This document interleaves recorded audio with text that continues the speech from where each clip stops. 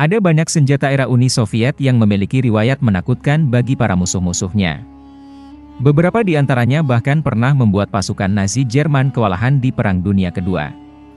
Saat ini, negara bernama Uni Soviet memang telah runtuh. Namun, sejarah mencatat bahwa mereka pernah menjadi salah satu kekuatan besar yang ditakuti dan disegani lawan-lawannya. Melihat ke belakang, Uni Soviet cukup sering terlibat perang dan intervensi militer dengan negara lain.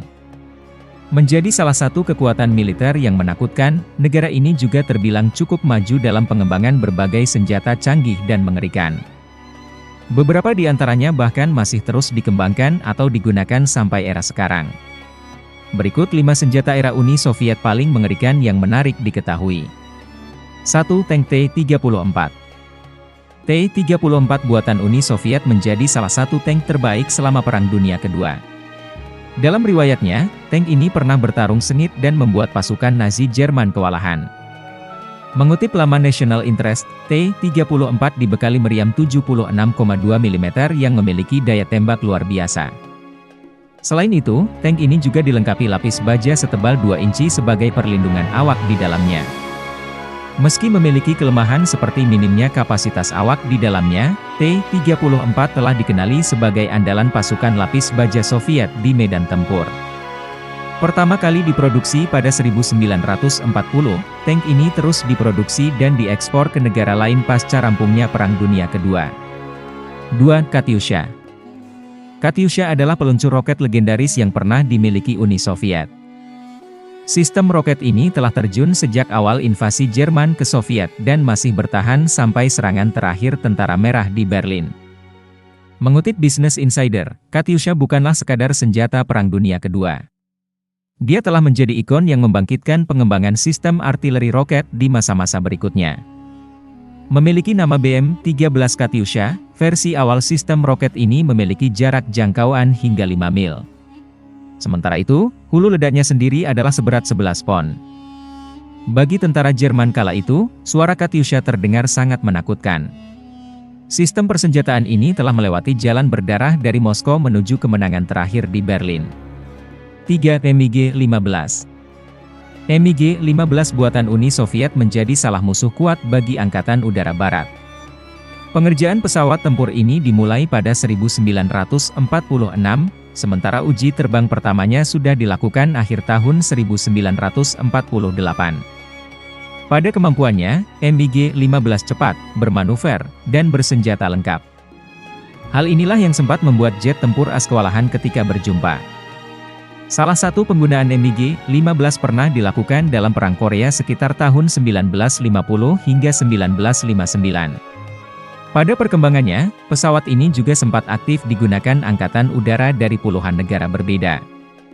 4. RPG-7. RPG-7 adalah peluncur roket era Uni Soviet yang terbukti mematikan.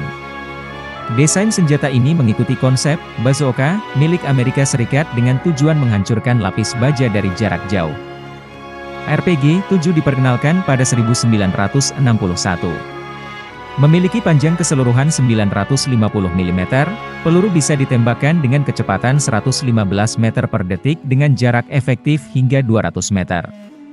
Sebagai peluncur anti-tank, RPG-7 memang bukanlah yang akurat.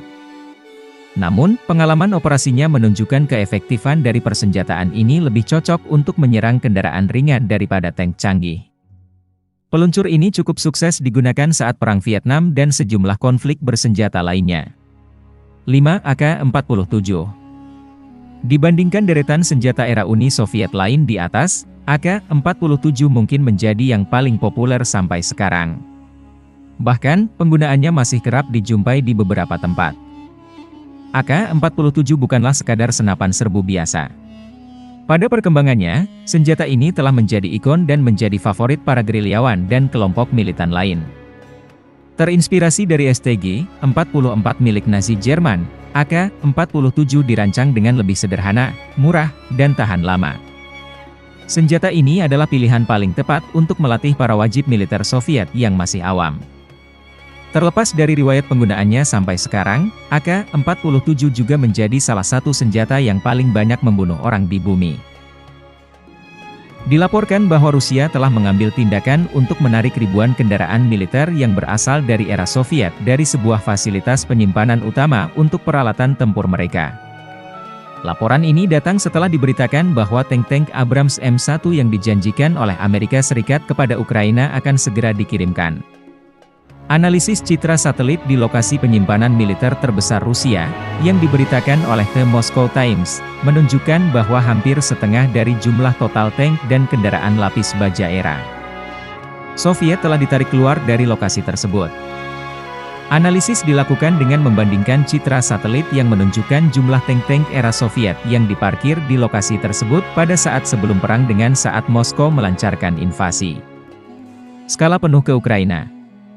Lokasi fasilitas penyimpanan peralatan militer terbesar Rusia yang diamati tersebut merupakan depot, pool, peralatan militer Vagzhanovo, terletak di luar ibu kota Republik Buryatia Ulan-Ude di Siberia Timur. Pool militer ini hanya satu dari hampir 2 lusin lokasi yang diidentifikasi The Moscow Times menggunakan data sumber terbuka. Pool militer Rusia Vagzhanovo ini mencakup area seluas lebih dari 10 km persegi. Menurut outlet tersebut, citra satelit bertanggal 5 bulan sebelum invasi Rusia ke Ukraina pada Februari 2022 menunjukkan ada sekitar 3.840 tank dan kendaraan lapis baja era Soviet terparkir di Vagzhanovo. Namun, lebih dari setahun kemudian pada November 2022, cuma sekitar 2.600 kendaraan militer tampak berada di lokasi. Artinya, dari hasil amatan, ada penurunan lebih dari 40% dari jumlah total tank dan kendaraan tempur di lokasi tersebut. Sebagai catatan, fasilitas penyimpanan militer Vagzhanovo ini memiliki gedung penampung dengan sistem ventilasi dan pemanas, sejumlah hanggar, dan tenda-tenda. Pun, sebagian besar peralatan lapis baja yang diamati di Vagzhanovo disimpan di luar ruangan, kata The Moscow Times. Vagzhanovo disebutkan memiliki 10 hanggar, yang menurut outlet tersebut, dapat menampung hingga 400 kendaraan lapis baja. Pada saat yang sama, sekitar setengah dari tank di fasilitas tersebut tidak memiliki laras meriam. Mengindikasikan kalau bagian itu telah dilepas dalam setahun terakhir, mungkin telah dikirim untuk diperbaiki dengan suku cadang dan peralatan baru, tulis laporan tersebut. Pun, sebagian besar peralatan lapis baja yang diamati di Vagzhanovo disimpan di luar ruangan, kata The Moscow Times. Vagzhanovo disebutkan memiliki 10 hanggar, yang menurut outlet tersebut, dapat menampung hingga 400 kendaraan lapis baja. Pada saat yang sama, sekitar setengah dari tank di fasilitas tersebut tidak memiliki laras meriam. Mengindikasikan kalau bagian itu telah dilepas dalam setahun terakhir, mungkin telah dikirim untuk diperbaiki dengan suku cadang dan peralatan baru, tulis laporan tersebut.